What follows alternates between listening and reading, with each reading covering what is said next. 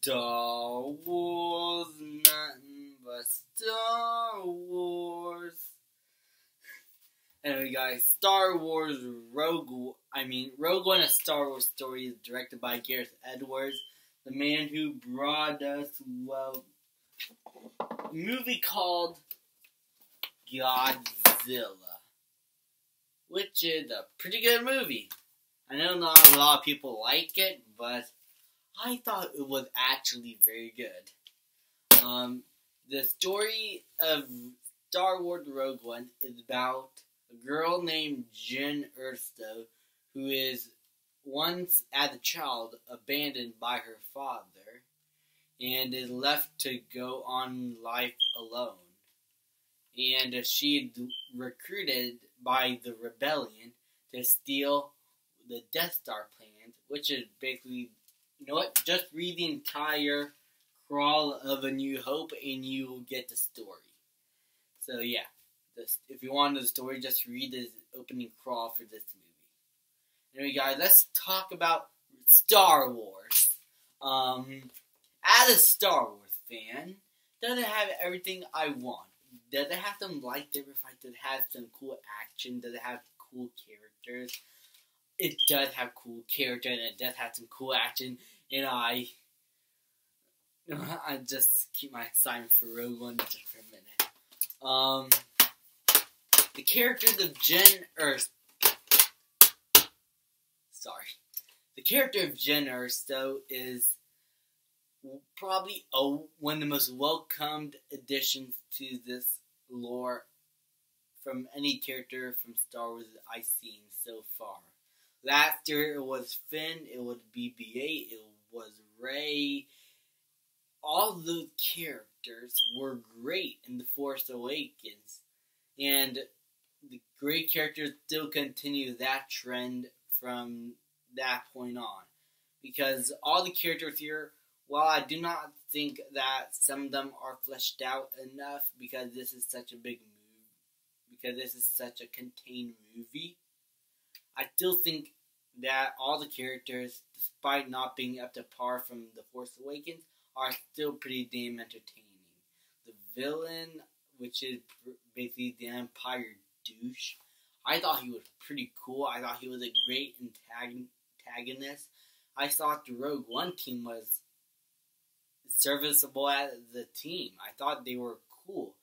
They felt like an actual team. They actually do have friendship moments, and it actually made me care for them. They do not have enough of that, which is basically my only negative for the movie, because these characters should wow me. Not all of them really wowed me. Not like the original cast from A New Hope to The Return of the Jedi, or from The Force Awakens, and definitely not from the prequels. Even though I enjoy the prequels, let's be honest. Hayden Christensen right here, he talked about sand. Who would care for somebody who talked about sand? Anyway, guys, all jokes aside, I thought that so far the characters are still pretty damn entertaining. My favorite is K2. The droid is awesome. He gave so much humanity, gave so much comedy to this movie. He's absolutely funny. He's absolutely entertaining. I just love that droid. He was awesome. The action scenes are probably the best I have ever seen. I mean, the space fight, the space dog fights are some of the best I have ever seen since The Empire and A New Hope. And also, to be honest, Revenge of the Sith, its opening dog fight scene was actually pretty damn cool, but I think this actually surpassed all of them. It is so cool. I loved it. And my favorite scene is on the beach when they're on the ground trying to get the Death Star plans. It was probably one of the best battle scenes from any Star Wars movie ever. It was intense. Gareth Edwards, like in Godzilla, he is great with scope. He's great to make you feel the size of Godzilla. And he does it here with the AT-ATs. They felt huge. You felt the realism. You felt how big everything is. And that is what I really love about Rogue One. Everything feels in scale. Everything is just huge. And this also feels like a Star Wars movie, but it also feels like a more contained Star Wars movie. It's not like big and epic and space everywhere, they go everywhere. It actually feels more contained. It actually feels small because this story about some of the smaller missions that happened during the Rebel Alliance versus the Empire. And it was captured very well. It actually felt like a war movie. I know all the Star Wars movies have war scenes in it, but they just didn't feel like war movies. In this one, it actually does feel like a war movie. If I had to compare this to any other movie, I think this is probably the Saving Private Ryan of Star Wars.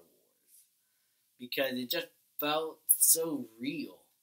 And the special effects, the action is also very good. And let's go into the negatives now. Because it's not a perfect movie. It is nowhere near as good as The Force Awakens, in my opinion, or the original trilogy. I think this probably is on par with Return of the Jedi, because it does have a few flaws, and that's mostly due to its first hour, because it takes a while to build things up. It takes a while for you to care. But a tweet came up, and this critic said that this is pretty much The Empire Strikes Back. I was wondering what he meant about that, and when I started thinking about the movie in its first hour, everything makes sense. It's a movie that, once you think about more, is actually much better than what you thought. And with all that negative I said about the first hour, even though it wasn't that much, except for being a bit too slow, I understand why it's like that. And now I have no problem with the first hour. And from then on out, the movie was entertaining. So I'm going to have to give, despite the characters not being as fleshed out, I'm still going to give this movie a high grade of an A.